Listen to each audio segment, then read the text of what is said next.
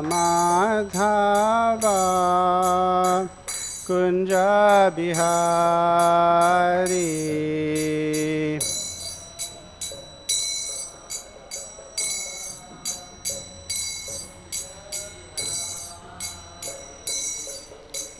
Gopi Janna Vallabha Girivardhari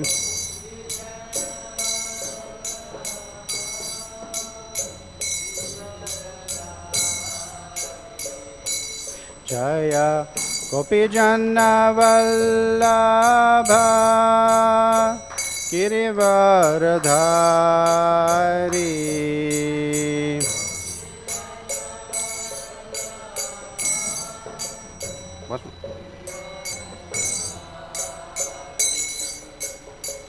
Yashodanandana Prajajana Ranjana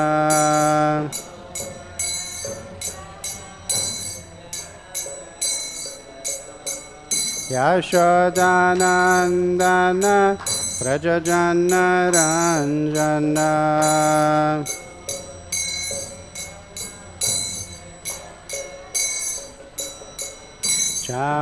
Chamunatira Vanachari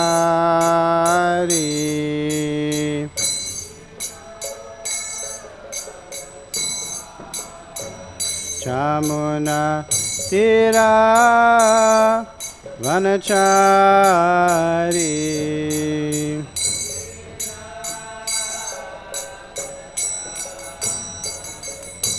Jai Radha Madhava Kunja Bihari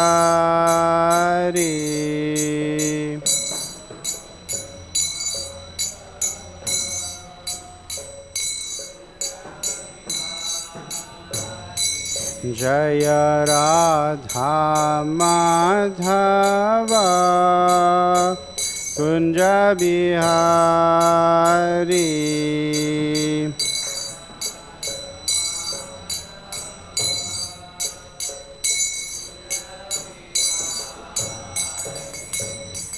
Gopi Janna Vallabha Girivardhari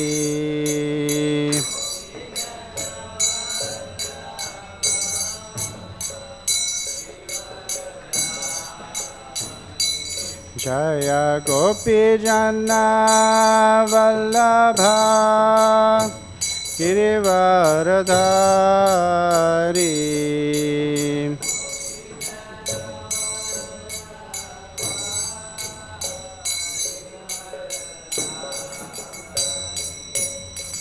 Yashodanandana Rajajana Ranjana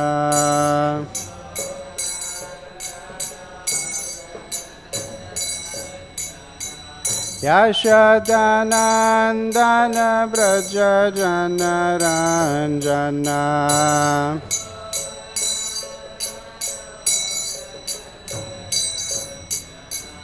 Yashodanandana Brajajana Ranjana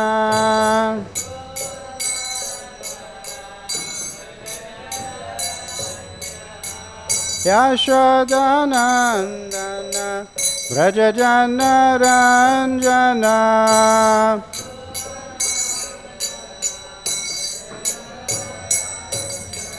Yashodanandana Brajajana Ranjana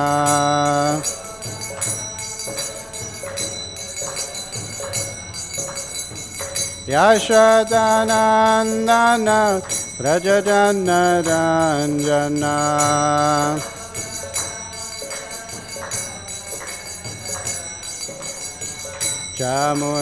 Chamunatira Vanachari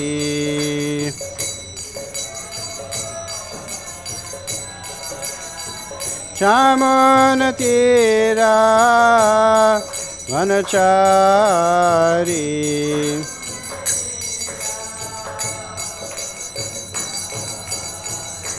Jai Radha Madhava Kunja Bihari.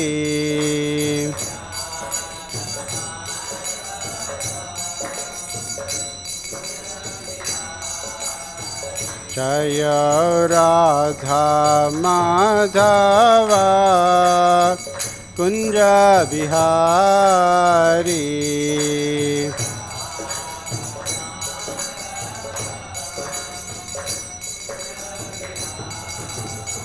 Jaya Radha Madhava Radha Madhava Radhe.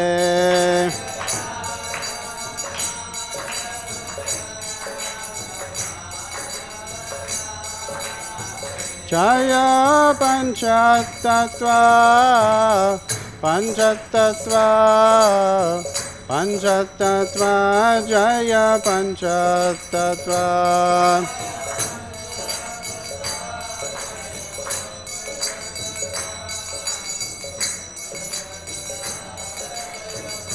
Jai Jai Prabhupada Prabhupada Prabhupada Jaya Prabhupada.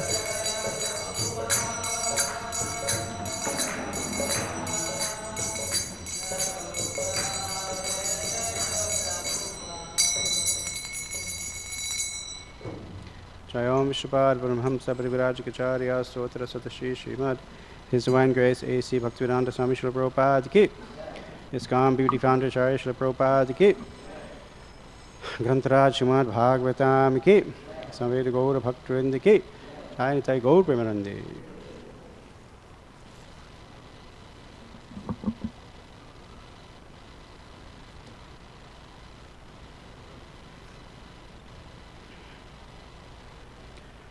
We can chant the invocatory prayers together. Om Ajnanatimirandhasya Jnananjanashalakaya Chakshurunmilitam Yena Tasmai Shri Gurave Namaha.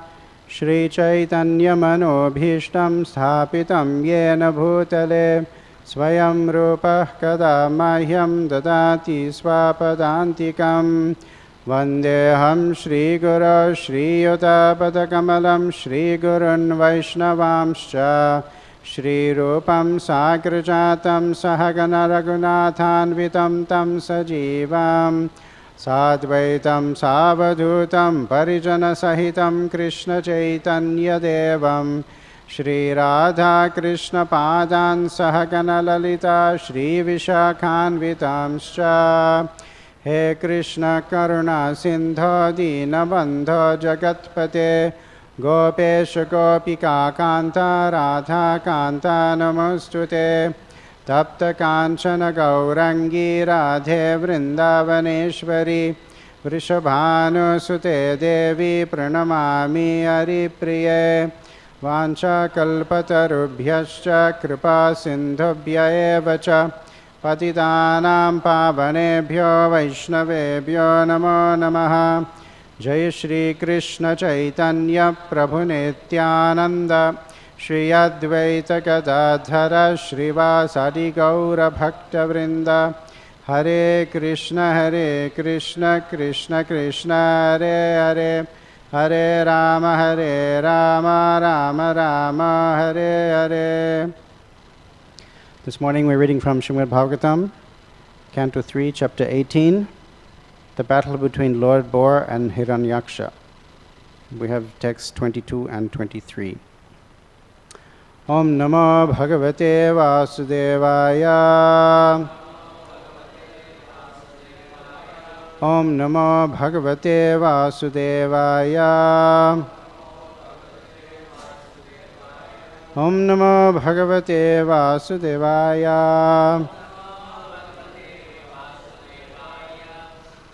I'll read text 22.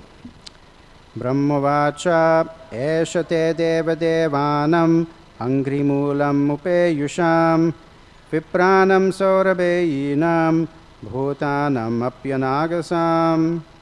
Then we have text 23 on the board. āgas-kṛd, bhaya-kṛt, duṣkṛd.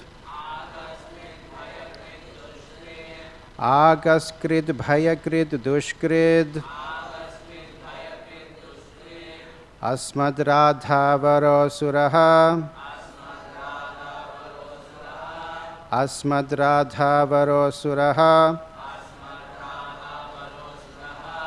anveṣann apratiratho. anveṣann apratiratho. lokān aṭati kaṇṭakaḥ. lokān aṭati kaṇṭakaḥ. āgas-kṛd, bhaya-kṛt, duṣkṛd. asmad-rāddha-varo suraḥ. anveṣann apratiratho. lokān aṭati kaṇṭakaḥ. āgas-kṛd, bhaya-kṛt, duṣkṛd. asmad-rāddha-varo suraḥ. anveṣann apratiratho. lokān aṭati kaṇṭakaḥ.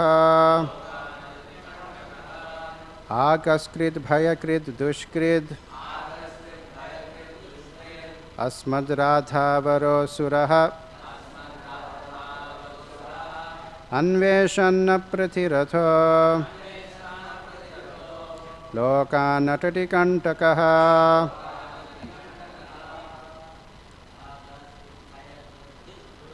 āgas-kṛd, bhaya-kṛt, duṣkṛd. asmad-rāddha-varo suraḥ. anveṣann apratiratho. aṭati kaṇṭakaḥ. āgas-kṛd, bhaya-kṛt, duṣkṛd. asmad-rāddha-varo suraḥ. anveṣann apratiratho. lokān aṭati kaṇṭakaḥ.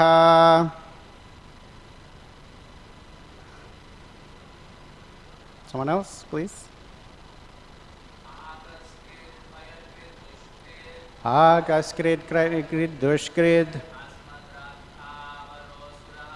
asmad-rāddha-varo suraḥ. anveṣann apratiratho. lokān aṭati kaṇṭakaḥ.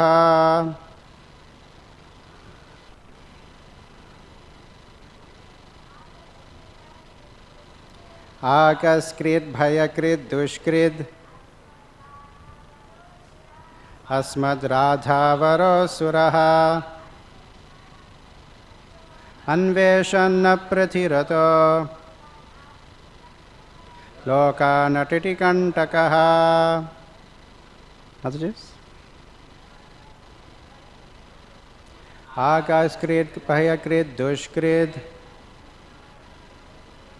asmad-rāddha-varo suraḥ. anveṣann apratiratho. lokān aṭati kaṇṭakaḥ. āgas-kṛd, bhaya-kṛt, duṣkṛd. asmad-rāddha-varo suraḥ. anveṣann apratiratho. lokān aṭati kaṇṭakaḥ. āgas-kṛd, bhaya-kṛt, duṣkṛd. asmad-rāddha-varo suraḥ. anveṣann apratiratho. lokān aṭati kaṇṭakaḥ.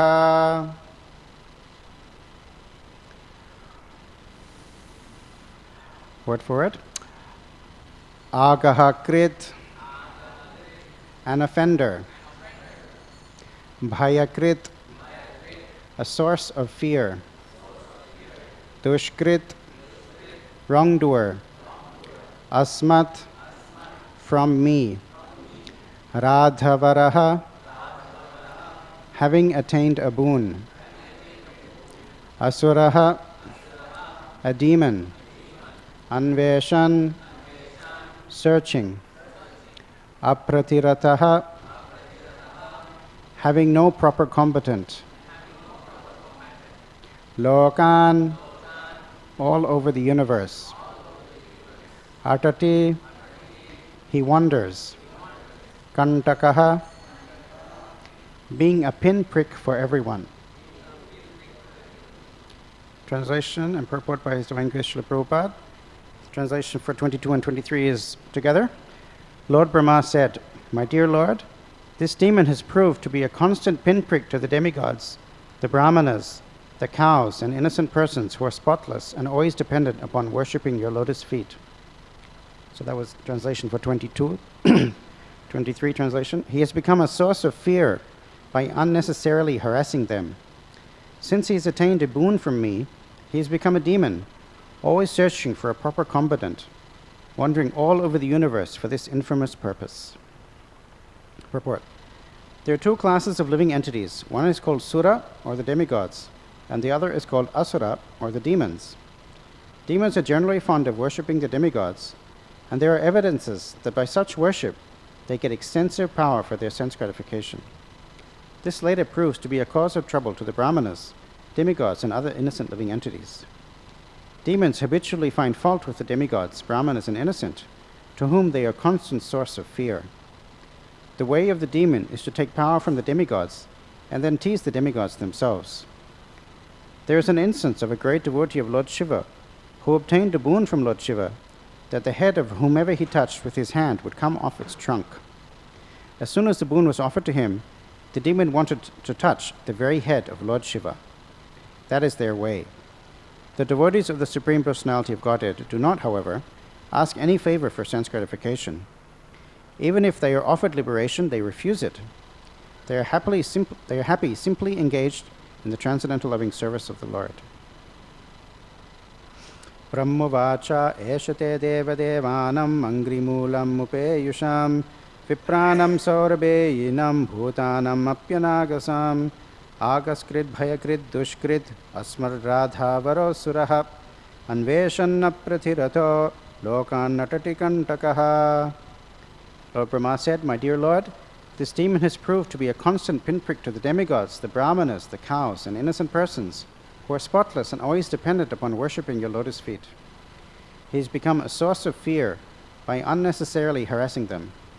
Since he has attained a boon from me, he has become a demon, always searching for a proper combatant, wandering all over the universe for this infamous purpose." We are here today in Sri Mayapur Dham, having the great fortune of hearing from the Amala Purana, Srimad Bhagavatam, 3rd canto, chapter 18, the battle between Lord Boar and Hiranyaksha.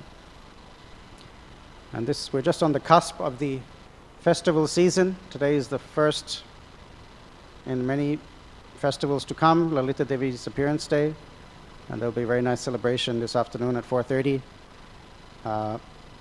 It's a recent, maybe last couple of years only, where we have a group of young devotees who have grown up in Mayapur have taken the responsibility of arranging a very nice festival for all the Sakhi's appearance days. And it's all homegrown and engaging the youth and the children in various sevas according to that particular devotee's service to the Lord. So it's a very nice opportunity for everybody to come together as a community and worship Lalita Devi in preparation for Jhulan Yatra, which is tomorrow, which leads up to Balaram Purnima, which leads up to Janmashtami, Srila Prabhupada's Vyas Puja, Radhashtami.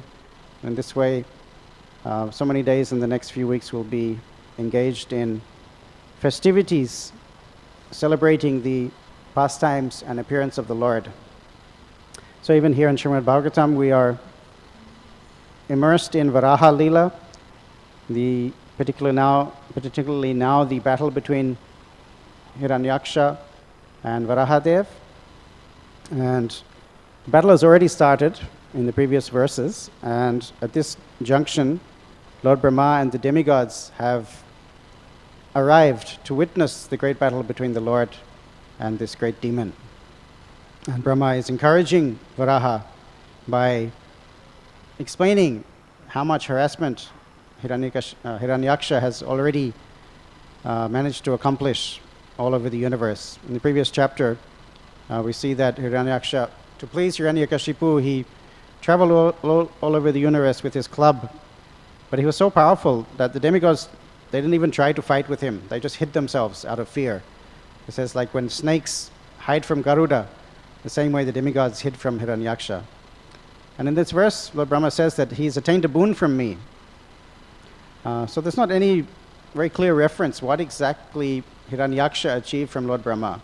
We know, of course, that later on, at least chronologically, after Hiranyaksha is killed, then Hiranyakashipu takes over and he instructs all the asuras to go around the universe and to destroy Brahminical culture. As it's mentioned here, the Brahmanas, the cows, the demigods, the innocent, to harass and destroy the yajna, destroy the beautiful places of pilgrimage and the ashrams of the sages. And later on, then he performs austerities and he gets the boon from Brahma that he cannot be killed in so many different ways. But here it seems that already some benediction has been given, and that's why Hiranyaksha is fearless. In previous chapter also it's mentioned that Hiranyaksha was totally fearless because he was already given this boon that he was not able to be killed by any of these personalities. So therefore he's challenged and defeated all the demigods. Varunadev also, he struck the earth from its orbit, made it plunge into the ocean, and that necessitated Lord Varaha to appear to save the earth and to save his devotees. And of course, this is not just topical in the Bhagavatam, but as many of you may be aware, there is this quite amazing movie, Mahāavatar Nrsimha, which is currently screening. How many devotees have already seen it? Not so many, but we went on Saturday, and I was quite surprised and impressed that not just Nrsimha is mentioned or displayed, but actually Varaha Avatar also. So it totally matches up to the verses we are reading now in Bhagavatam. And I would encourage all the devotees, generally going to cinema is not part of the angas of bhakti, but this movie is really incredible and made by devotees in consultation with devotees, very much based on Bhagavatam, and really impressive and uplifting. When you see Prahlad's devotion and you see how Nrsimhadev, perhaps the moment in that movie that struck me was most is when Nrsimhadev is angry after killing Hiranyakashipu, and all the demigods are scared to go in front of him, including Lakshmi. When Prahlad comes, you see Nrsimhadev's face just melt. He has this angry, fierce, just like our Nrsimhadev. But when he sees Prahlad, he just becomes so soft and gentle and loving. And it's just straight from Bhagavatam. Even there's a verse that Prahlad Maharaj speaks that just as iron is attracted to a magnet, in the same way I'm attracted to the Lord, and nothing can stop that. And so that verse, Prahlad speaks right there in the movie. So many devotees have gone. Probably half the hall was filled up with devotees only in Krishnanagar, which is not very far from here. And originally it was just once a day screening. Now it's gone up to 3 times a day. 4 times. So it's only 45 minutes from here. It doesn't cost much, 150 rupees for a ticket. I would encourage everybody to go and see it. When I came back and had darshan of Nrsimhadev, I just felt more bhakti, like after seeing all the pastimes of Nrsimhadev, to see our Nrsimhadev on the altar with Prahlad, it just became more meaningful. And actually our Nrsimhadev is also displayed there. At the end of the movie, they have some photos of Nrsimhadev deities, and our Nrsimhadev also is there. And this has become like a viral phenomenon all over the world, not just in India. I know devotees in Australia, they've rented out entire cinema just for the devotees to go and see it, booked, special showing. And it's showing all over the world now and creating a lot of interest and revitalization, you could say, of the pastimes of the Lord in the minds of the average person in India. If you don't know how to do it after class. I'll be happy to explain how to get the ticket and how to get to Krishnanagar. It was really it was very touching and uplifting to see the mainstream pastimes of the Lord in the mainstream cinema. Actually, I was reading about when, in the early days when Jadharani was the first artist in ISKCON, and Prabhupada was giving her instructions how to depict Lord Varaha. And Prabhupada wrote in a letter that sometimes Varaha is shown as like Nrsimha, half human, half boar. But actually, he should be fully boar. So in the movie, Varaha was half human, half boar. But actually, according to Srila Prabhupada's instructions, he should be. And as described here in Bhagavatam, he is fully boar. Not like Narasimha, which is half man, half lion. So like that, there are a few details that may not be 100%. So I'd like to just go through these verses and purport by Srila Prabhupada and elaborate a little bit on the points that he made. So the very first line in the purport is directly a shloka. The first line is, the two classes of living entities, one is called sura, or the demigod, and the other is called asura, or the demons. So many times Srila Prabhupada's purports, you can actually dissect them and correlate them to various shlokas from the Shastra, because Prabhupada was following very faithfully the commentaries of the acharyas. If you go to Prabhupada's room here in the Lotus building, you can see some very big books, and those were the actual original commentaries that Srila Prabhupada used in his translations. So this verse is Dvau bhuta sarga lokesmin deva asura evacha. So that's from Bhagavad Gita 16.6, and it's also found in Padma Purana. In Bhagavad Gita, Krishna says that there are two classes of living entities, the asuras and the devas. And then in that chapter, he says, I've already explained to you about the divine qualities. Now hear from me about the demoniac. Then he continues on, chapter 16. And the Padma Purana, the last two lines are different. It says, Vishnu bhakti smrito deva asuras tat viparyaya. A very simple Sanskrit. Vishnu bhakti smrito deva. Who is a Vishnu bhakta? Definition of a demigod or a godly person is someone who is a devotee of Lord Vishnu. Asuras tad viparyaya means literally the opposite of that is an asura. So very simple. Sura, asura. Sura is a Vishnu bhakta. Anyone who is not a Vishnu bhakta is an asura. So it's quite a sweeping condemnation of anyone who is not a Vaishnava.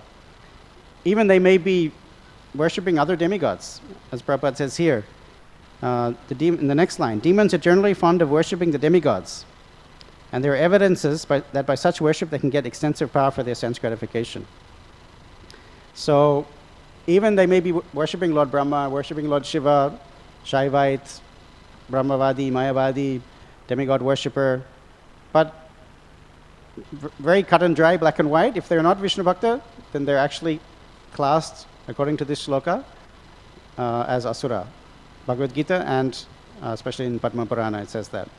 And Prabhupada quote that verse many times. And he gives examples also of how the demons do that. And here, of course, the famous demon Vrikasura, which we'll come back to in a little bit. But it wasn't only Vrikasura. Even many of the other demons, great demons in history, they got their powers, or they increased their powers by worshipping demigods, by worshipping Lord Brahma, Lord Shiva. Ravana, he used to worship Lord Shiva. Banasura, we know he made Lord Shiva his protector. Shalva, he worshipped Lord Shiva to get this flying chariot that he could use to attack Dwarka. So in this way, the demons, although they may be worshipping demigods, they actually are still very much averse to Lord Vishnu. And they're worshipping the demigods to get powers to harass Brahminical culture, to harass the Lord, to harass the Vaishnavas. Here it's mentioned even the cows. And we know how much the Lord loves cows, but in this verse it's mentioned, saurabheyīṇāṁ, like Surabhi, that these demons are harassing the cows also. So Lord Brahma is encouraging, he's not just harassing the brahmanas and the demigods, even the cows he's harassing. So don't spare him. Krishna cannot tolerate any torture to his devotees, especially his cows. And then what do the demons do? Once they get those powers, then they use them to harass even the very personalities whom they got the power from. And they proved to be a cause of trouble to the Brahmins, demigods, and other living, innocent living creatures. The way of the demon is to take power from the demigods and then tease the demigods themselves. So then Prabhupada talks about Vritrasura. And it's interesting to note, I was trying to figure out what is the genealogy of Vritrasura. And it actually seems that he's either a son or grandson of Hiranyaksha, which I didn't know until I was preparing for this class. When Hiranyaksha died, then Hiranyakashipu called a meeting of all the family members, and he lists the various relatives and sons of Hiranyaksha. And of them, Shakuni is mentioned, and Virka is also mentioned. So in the story of Vritrasura, we know from Krishna book, it's actually the 88th chapter of 10th canto, and Sri Prabhupada has very nicely given the description in Krishna book. So Vritrasura was this great demon who wanted to very quickly attain some great powers. So he asked Narad Muni, who should I worship? Which demigod, if I approach, will give me quick result? So Narad Muni said, well, better you worship Lord Shiva. He's Ashutosh, very quickly pleased. And Lord Vishnu, he didn't recommend him to worship Lord Vishnu because the demons are in mode of ignorance and they cannot approach Lord Vishnu, who is in pure goodness. So Vritrasura took that advice from Narad Muni, and he went to Kedarnath, which even today is a great place of pilgrimage to Lord Shiva in the Himalayas. So he was very impatient. He didn't have no 6 months or 10,000 years of tapasya. He wanted immediate result. So he created a fire yajna, and he started cutting off his own flesh from his body and offering it into the fire as a offering to Lord Shiva, somehow thinking Lord Shiva will be pleased with this flesh from his own body. So he did this for 6 days, and he's very impatient. He couldn't wait any longer. He said, okay, Lord Shiva is not appearing, even though I'm doing this great austerity. I'm just going to finish myself. So he bathed himself in the river, and he prepared to cut off his own head. There are many ways of suicide, but I'm not sure if anyone's actually cut off their own head. But he was ready to do it, and he had that much strength and conviction. And so he took his axe or whatever, chopper, to slice off his own head to offer into the fire to Lord Shiva. So Lord Shiva is witnessing this, and said, this demon is so foolish, I can't let him kill himself for me. So he appeared out of the fire and stopped him. Vrika, stop. You don't need to do all this horrible austerities. You can offer me a little water, I'm satisfied. And naturally, Vritrasura's body was healed by the blessing of Lord Shiva. He said, what do you want? I'll grant your benediction. So as Prabhupada says here, what boon did he want? He wanted a boon that anyone whose head he touches with his hand will immediately die, and the head will shatter. Or Prabhupada says here, the head would come off its trunk. So Lord Shiva is in a predicament, that he's obliged to give the benediction, but this benediction is really horrible. But he had no choice. He had to say, okay, tathastu, you have the benediction. So what did Vritrasura do? Immediately, instead of, this is a worshipable deity, Lord Shiva, who, at least for 1 week, he's been worshipping, he wanted to touch Lord Shiva's head and kill Lord Shiva. And Lord Shiva is shocked. What is this? My so-called devotee just been about to sacrifice his own head to me. Now he wants to kill me. And Prabhupada it's not mentioned in Bhagavatam, but in the Krishna book, Prabhupada says, Vritrasura's idea was, I'll kill Lord Shiva, then I'll take Parvati for myself. So offensive. And so he started chasing Lord Shiva. Lord Shiva fled all over the universe. Just like Bhrigu Muni fled all over the universe from the Sudarshan, Lord Shiva also fled all over the universe. And the other demigods, Brahma, Indra, Shiva, Brahma, Indra, they couldn't figure out how to save Lord Shiva. Everyone was silent. And Vritrasura is chasing him, ready to touch his head. So finally, Lord Shiva took shelter of the Lord. He went to Shvetadvip, where Lord Narayan resides. And Lord Narayan said, I'll take care of this.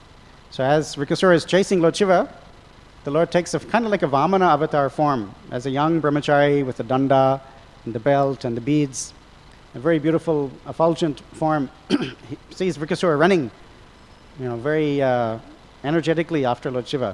He says, oh, stop, my dear son of Shakuni. Very cleverly, he refers to Vritrasura's father, Shakuni, who is the son of Hiranyaksha. So Vritrasura is either the son or grandson of Hiranyaksha. It appears to be grandson. And Vritrasura is, oh, this boy, he's so beautiful. He knows my father. How nice. And so he halts and said, why are you running so fast? You should take care of your body. Your health is very important. And the demons, they're very much into bodybuilding. Hiranyaksha, Hiranyakashipu, Vritrasura, all these very strong, powerful demons. So take care of your body. Don't, tire yourself out so much. If your body gets, injured, then how will you enjoy your life? Please tell me what you're running for. What is the purpose of your being so tired? Who are you chasing? What's going on? If you think, maybe I can assist you. He's a Brahmana, so the Kshatriyas like to take help of the Brahmanas. And of course, by his maya and his beauty, he's bewildered Vritrasura.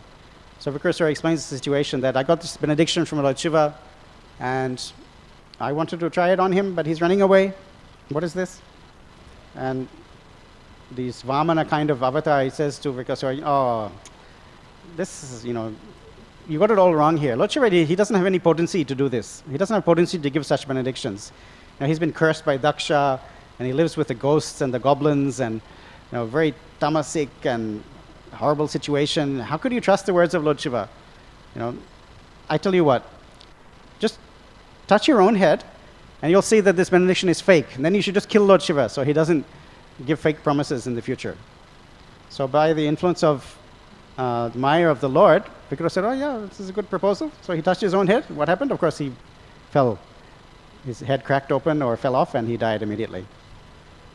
Then Lord Narayan, Lord Vishnu, told Shiva, you should really be careful about giving such benedictions, because you can see the result. These demons, they only use it to cause disturbance in the universe. Better you don't give such benedictions. And he said, actually, he's died because of his offense to you. Lord Shiva is the greatest Vaishnava. He's the guru of the universe, supreme personality. So because of his offense to you, actually, his own karma has caused this demon to die. So Lord Vishnu gave this explanation to Lord Shiva, and then he bade farewell. And so Prabhupada refers to this story here. And there are also other stories that Prabhupada would sometimes tell, and similar to give the mentality of the demigod worshipper. So once Prabhupada told a story that there was once a worshipper of the demigod, materialistic worshipper, as most karumis are. They like to worship the demigods for some material gain. So this person went to the temple and he prayed to the deity, and he got some result. But he had promised to offer a buffalo to, let's say, Kali, but he didn't do it. So the next time he came to the temple, the deity spoke to him and said, hey, what happened to my buffalo? And he said, oh, buffalo is so expensive. I can't really afford a buffalo. So Kali said, okay, how about just a goat then? He said, yeah, maybe we can manage a goat. But he didn't do that also. He has absolutely no devotion or even honor of his own word.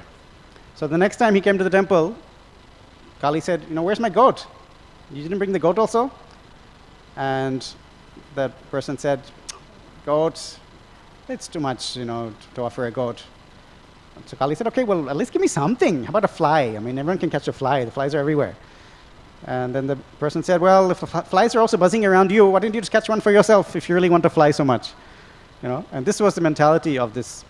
And but it's to show that it's very much a business-like mentality. They don't have any real bhakti for the deity. Prabhupada also used to like to tell stories of Gopal Bhan. Gopal Bhan was a jester, also in Krishnanagar. He was the court jester of Maharaj Krishna Chandra, who was the king of Krishnanagar. So Gopal Bhan also told a similar story to his king.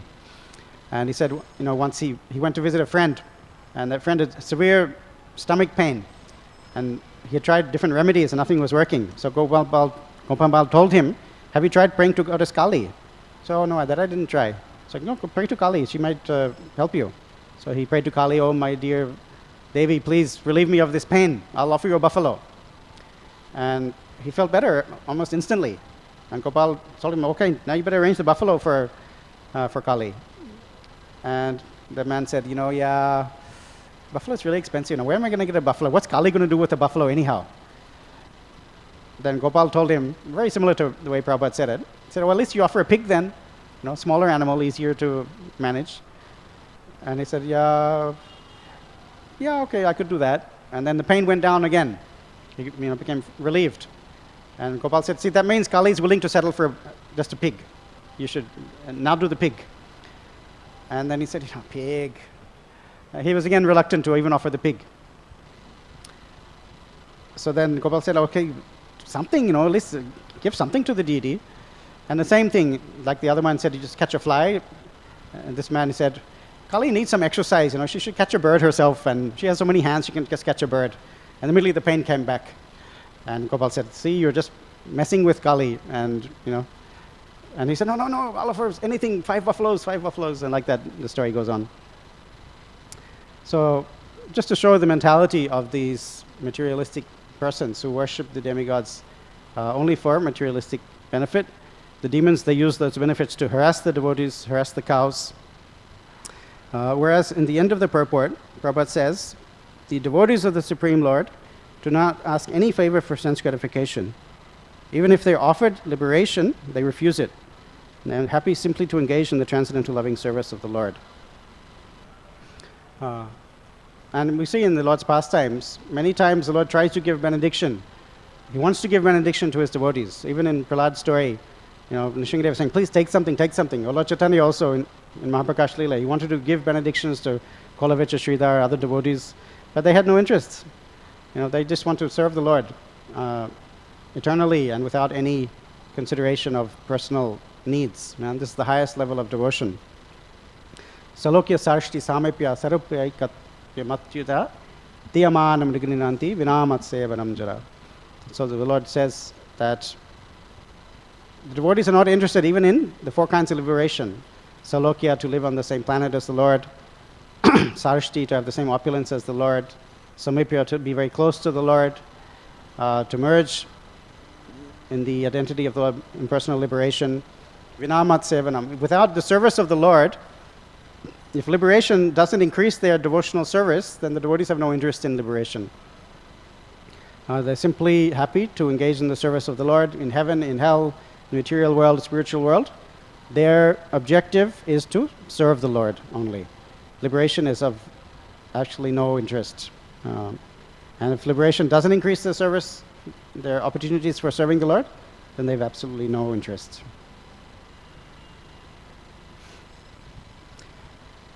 Another son of Hiranyaksha, his name was Utkacha. And so I was doing some research for this class, and I found out he also has a very interesting history.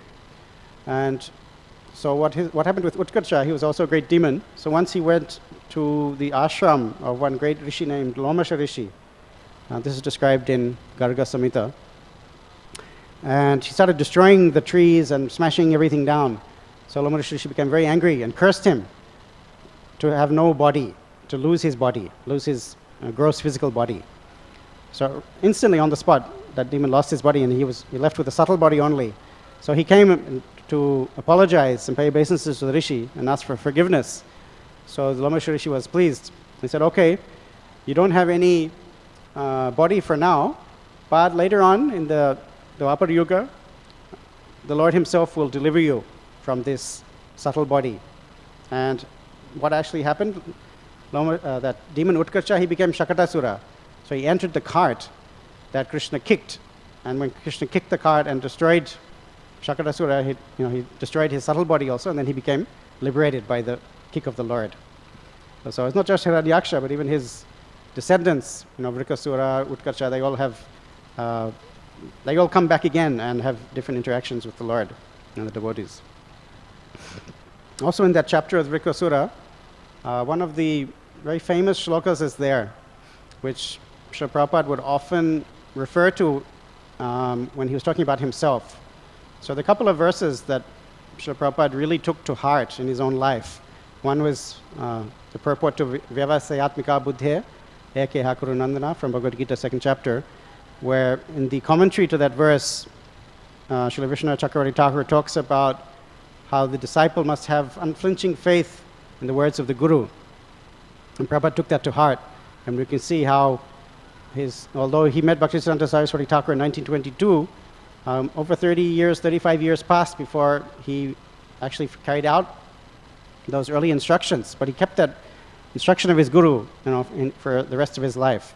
So the other verse, which is in this 10th chapter 88, 10th canto, chapter 88, is Yasyaham aṅghri-mūlam harishyet tad-dhanam shanai tato tanam tyajantyasya svajana dukkha dukkhitam. Where Krishna says that to that person who I show my special favor, I take away all their opulence. Harishyet tad-dhanam shanai. Their dhana, their wealth, I steal. And then that person is rejected by his family and relatives, and he's forced to surrender unto me. And Prabhupada often would reflect on this shloka, because in his own life he experienced that. When he was in India, he was doing his business. His idea was he'll have some capital, he'll have some funds, so he can, preach properly. He'll be able to print his books. He'll be able to open temples. He'll have financial support on his own. That was his ultimate intention in conducting his business. But so many obstacles came. He was cheated. He lost his business partners. So many different things happened. You can read in Prabhupada Lilamrita that wasn't successful. And ultimately, he was almost penniless. And also left his family. And he took shelter of Vrindavan and started his bhajan very intensely there.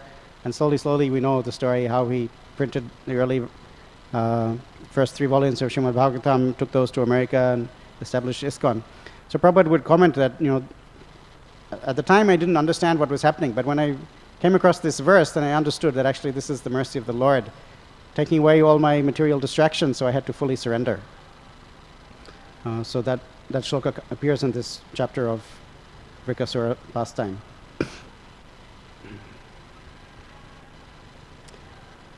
I had 1 or 2 more points to cover, but perhaps we can just end and see if anyone has any comments or questions.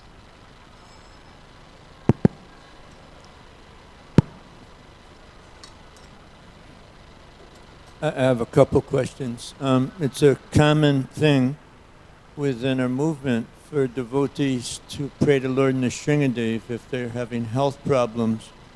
But if it's done in a way that, please relieve me of these challenges so I can go on more effectively with my service, then I think that's bona fide. Is that your understanding as well? Yes. Okay. Then the other point, you talked about Lord Shiva and Vrikasura and how the Lord instructed Lord Shiva. But it seems a little unusual that demigods, now there's the yoga ladder that's described in Bhagavad Gita, and the Karmakanda section actually is one step on that ladder because it helps the jiva understand there's a higher power. And then they gradually, by associating with Brahmins, come to the point of bhakti. Mm-hmm. But it does seem a bit unusual that these exalted personalities, the demigods, offer the benedictions which are so destructive, in attacking the devotees and different things like that. Mm-hmm. Do you have any more realizations about, do they get any credit for doing such weird things? Well, I'm thinking of Hiranyakashipu. I mean, his austerities were so severe that, especially in the movie also, that Lord Brahma says, no one has ever done such austerities and no one will ever be able to do them again. And the whole universe was like on fire. So Brahma was really forced to. He really didn't have a choice. He had to come and placate Hiranyakashipu and give him what he wanted. Otherwise, the entire universe was going to be destroyed on the spot. So, they're a little bit obliged in that sense. Lord Shiva here, he was trying to save, because he had, compassion. He wanted to save Vrikasura, and therefore he was obliged to fulfill his desires. So, I mean, I don't know. It's a little bit of a tricky spot. What can they do? But they're approached by these people who have ill motivation, but they're also obliged to fulfill those benedictions. And you can say, to some extent, the hand of the Lord is there also, because we know how the pastime unfolds. It actually goes to show that Lord Shiva and Lord Brahma, the other demigods, are not supreme. because Lord Vishnu has to always come and bail them out of these messes of their own making. Now, just a couple of thoughts on that. It says in Bhagavad Gita that people who approach the demigods with the wrong motivation, or they avidhi-purvakam, they worship Krishna indirectly, not properly. So we have a very clear example, division how the Lord should be approached. And the materialists, the demons, they offer some kind of worship to other deities, but they don't have the right motivation, and they don't get any spiritual results from that.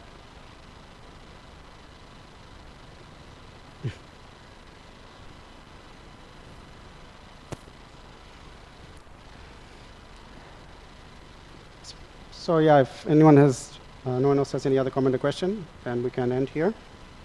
Once again, if anyone wants to visit the movie and you're not sure how to go about it, after class I can give you some tips on how to do it, because really it's a spiritual experience. Yeah, you do have to pay, but it's not much. It's worth it. Srimad-Bhagavatam ki, Srila Prabhupada ki, Shri Varaha Avatar ki, Shri Prahlad Nrsimha Deva ki, Shri Lalita Sakhi ki.